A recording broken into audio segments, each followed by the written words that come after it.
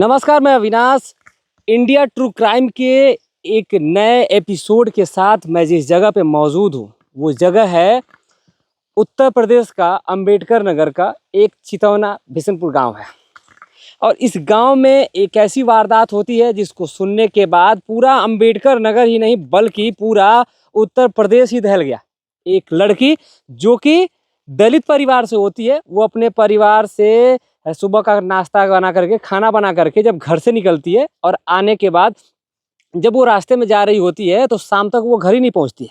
उसके परिवार के लोग परेशान हो जाते हैं कि जो स्कूल की टाइमिंग थी लगभग 2 बजे तक की थी और 2 बजे तक जब लड़की घर पे नहीं पहुंचती है तो उसकी जो माँ है वो परेशान हो जाती है और स्कूल में भी पूछने का प्रयास करती है, लेकिन कहीं से कोई भी पता नहीं चलता। लेकिन जब शाम होती है, घर में आनन फानन मच चुका था कि लड़की आखिर कहाँ है, तो गांव की ही एक महिला होती है जो कि खेत में आती है और इन्हीं धानों की अपने वो खेत की निगरानी करने के लिए एक तरह से कह लीजिए आई रहती है। तो वहीं पर जब उसको दिखाई देता है कि यहाँ पर एक लड़की की डेड बॉडी पड़ी हुई है, यहाँ पर लड़की की साइकिल पड़ी हुई है, गांव की वही उसी गांव की औरत होती है, वो सीधा सीधा बताती है जा करके कि लड़की की जो साइकिल है वो तो वहीं पर है, लड़की की बॉडी है वो पूरा शोर मचा देती है।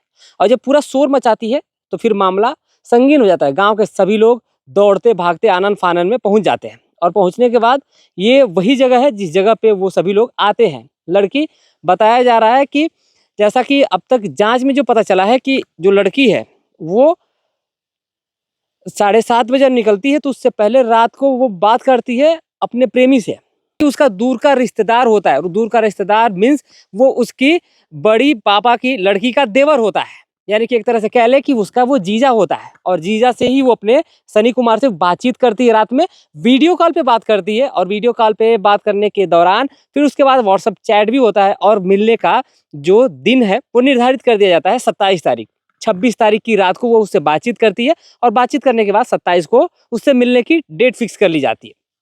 और जो जगह होती है वो जगह फिक्स की जाती है, यही वो गन्ने का खेत और ये धान का खेत। लेकिन सवाल यहाँ पे खड़ा होता है कि एक लड़की एक लड़के से मिलने के लिए धान के खेत में क्यों जाएगी और इस गन्ने के खेत में क्यों जाएगी।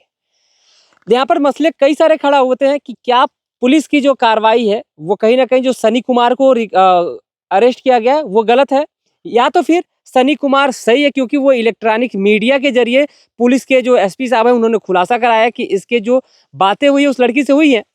लेकिन सनी कुमार का फोन उस दिन जो उसकी लोकेशन दिखाई दे रही है उसके घर पे दिखाई दे रही है। और लेकिन जो पुलिस के हिसाब से जो लड़का है, लड़के ने ये मान भी लिया है कि मर्डर उसी ने किया है। लेकिन सवाल फिर से वही पैदा होता है कि लड़के के घर वालों का कहना है कि लड़का अकेले ये सारे काम कैसे कर देगा। लेकिन इसमें बहुत सारी और भी कहानियां जो मैं आपको बताने का प्रयास कर रहा हूँ। दरअसल जो लड़की है वो उस लड़के से 1 साल से बात कर रही थी और ऐसा बताया जा रहा है कि लड़की उस पर शादी करने के लिए दबाव डाल रही थी। और जब दबाव डालती है तो फिर जो लड़का है उसका किसी और लड़की से प्रेम प्रसंग चल रहा था और इसीलिए उस लड़के ने वो जगह चुनी कि इसी जगह में वो उस लड़की को मार करके फेंक देगा और कोई किसी को भनक भी नहीं लगेगी। दरअसल इसके बाद जो रास्ता ये जो रास्ता मैं आपको दिखाने का भी प्रयास करूंगा, आपको जस्ट अभी कुछ देर में आपको दिखा दूंगा। वो रास्ते से लड़की तो जाती है, जाने के बाद आगे चलता हुआ एकदम रास्ता मिल जाएगा। जो दरअसल जो रास्ता है वो एकदम सुनसान है और उसी सुनसान रास्ते से जब लड़की आती है तो उसके बाद जो उसका प्रेमी है वो उसको मिलने के लिए इस धान के खेत में लेकर के आता है और इस गन्ने के खेत में उससे मुलाकात करने की कोशिश करता है। और मुलाकात करने के बाद उस लड़की से ऐसा बताया जा रहा है कि लड़की उससे शादी का दबाव बना रही थी, इसीलिए पीछा छुड़ाने के लिए लड़के ने उस लड़की का गला घोट करके उसी की टाई से उसको मौत की नींद सुला देता है। लेकिन इसमें कितनी सच्चाई है ये तो पुलिस प्रशासन ने अपनी तरह से खुलासा कर दिया। पुलिस प्रशासन का ये भी कहना है कि जो रेप की बात चल रही है, लड़की के साथ कोई भी रेप जैसी वारदात नहीं हुई है, बल्कि बस लड़की का गला घोट करके उसी टाई से घोट करके उसकी हत्या की गई है। लड़के ने ये अपना जो जुर्म है वो कन्फेस कर लिया है, मान लिया है कि उसी ने इस घटना को अंजाम दिया है। लेकिन वही परिवार के लोगों का क्या कहना है वो भी आपको मैं बताता हूँ। लेकिन साथ ही साथ जो परिवार के लोग बोलेंगे उसकी भी आपको देखने के लिए वीडियो मिल जाएगी। लेकिन जो परिवार के लोग बोल रहे हैं पहले मैं वो आपको बात बता दे रहा हूँ। परिवार के लोग ये कह रहे हैं कि जो लड़की है उसका किसी और लड़के के साथ अफेयर रहा होगा, या तो फिर उस लड़की का रेप करने के मंशा से बहुत सारे लोग आए रहे होंगे, और एक लड़के का, इकलौते लड़के का काम नहीं है। हालांकि परिवार के लोगों का ये भी कहना है कि अगर हमारा लड़का अगर गलत है तो उसको गोली मार दो या फिर फांसी दे दो, मैं अपनी आंखों के सामने खड़े होकर के मैं देखूंगा। उस लड़के का जो बड़े पिता है उनका कहना ये है।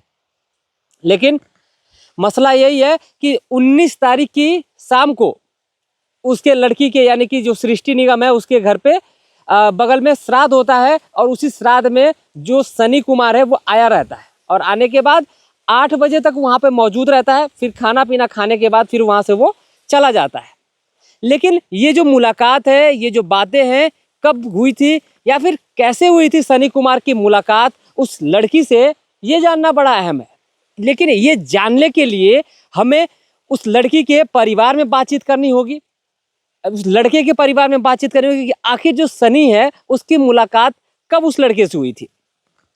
मुलाकात करने के 2 ही रीजन हो सकते हैं, या तो फिर शादी में लड़की गई रही होगी सनी कुमार के घर पे, क्योंकि सनी कुमार उसका जीजा है, तो फिर बारात की तरफ से सनी कुमार आया रहा होगा और फिर वहीं पर उसकी मुलाकात हुई होगी और इन दोनों में बातचीत, जो वार्तालाप है वो शुरू हो गया होगा, ऐसा माना जा सकता है। लेकिन अब मसला ये है कि लड़की 12वीं की छात्रा थी, दोनों सेम कास्ट के थे, और इसीलिए वहाँ पर जो शादी का दबाव बनाने का जो प्रयास है वो एक तरह से सही है। और इसीलिए जो सनी कुमार है वो चाहता था कि वो अब दूसरी लड़की से प्रेम प्रसंग रचाएगा, दूसरी लड़की से वो प्यार करने लगा था। हालांकि जो सनी कुमार है एक तरह से वो मैकेनिक का काम करता है, वो मैकेनिक की उसकी दुकान है, एक दुकान पे रह करके काम करता है, और जब भी उसको मौका मिला करता था वो सृष्टि से बात किया करता था, सृष्टि से मुलाकात भी कर लिया करता था।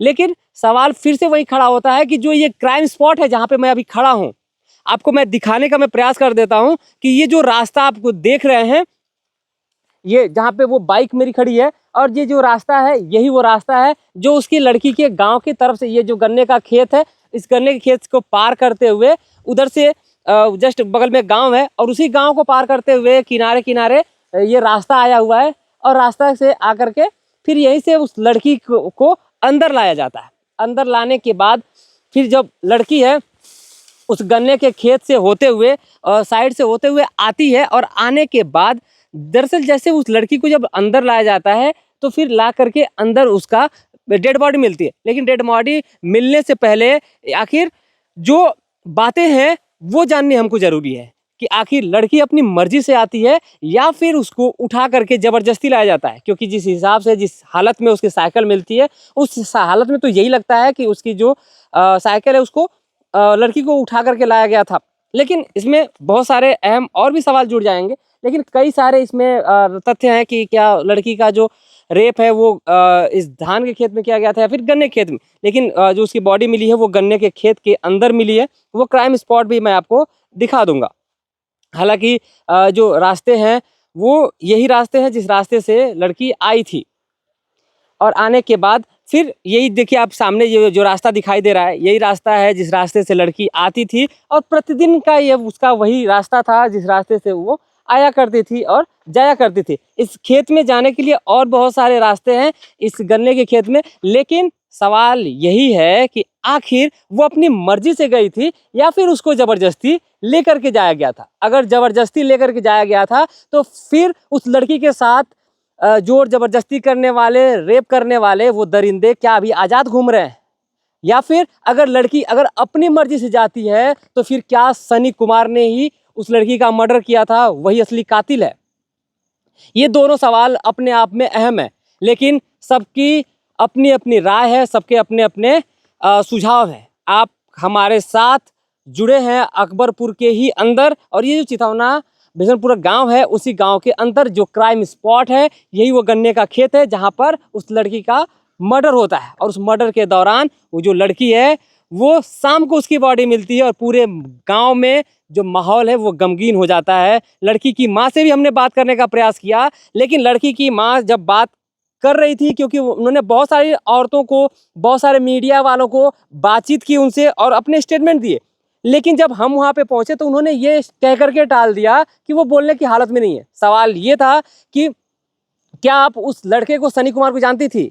उन्होंने कहा कि हाँ वो जानती थी, लेकिन उनसे पहले उनके साथ 2-3 महिलाएं और मौजूद थी। उन 2-3 महिलाओं ने यह बोल रखा था कि आपको अब कोई जवाब किसी को नहीं देना है। अगर आप किसी की बात में आकर के कोई जवाब देती हैं तो फिर आप ही फंसेंगी। यानी कि अब जो सृष्टि की माँ है उसको ये सिखाया पढ़ाया जा रहा है कि आप अब कुछ मत बोलिए, आप अब शांत रहिए। लेकिन शांत रहना ही रास्ता कोई नहीं होता। शांत रहने से कोई भी मामला निकल करके सामने नहीं आता।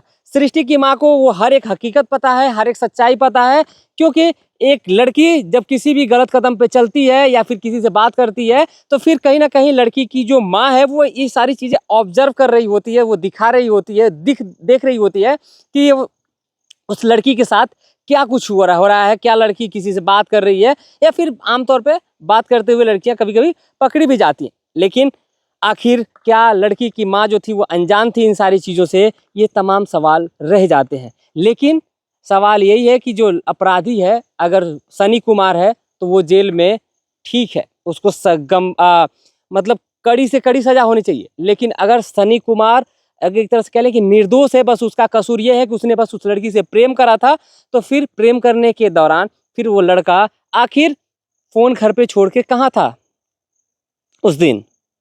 लेकिन सवाल यहाँ पे एक और खड़ा होता है कि अगर लड़की को वो बाकायदा टाइम दिया रहा होगा कि इस टाइम पे हमको उस लड़की से मिलना है, तो हो सकता है कि वो अपना फ़ोन छोड़ के, लेकिन अगर उसकी ये मानसिकता रही होगी कि हम इस मारने की मेंटालिटी से आया ही रहा होगा, वो ये विचार बना करके कि मुझे उसको आज रास्ते से हटा ही देना है, इसीलिए वो पूरा एक अपना षड्यंत्र बनाया होगा, पूरी एक अपनी वेल प्लानिंग बनाया होगा कि हाँ पूरा उसने एक वीडियो प्रॉपर देखा होगा कि हाँ उसने कैसे क्राइम किया जाता है। उस क्राइम को करने के लिए वो पूरा अपना दिमाग खपा दिया होगा पूरी रात।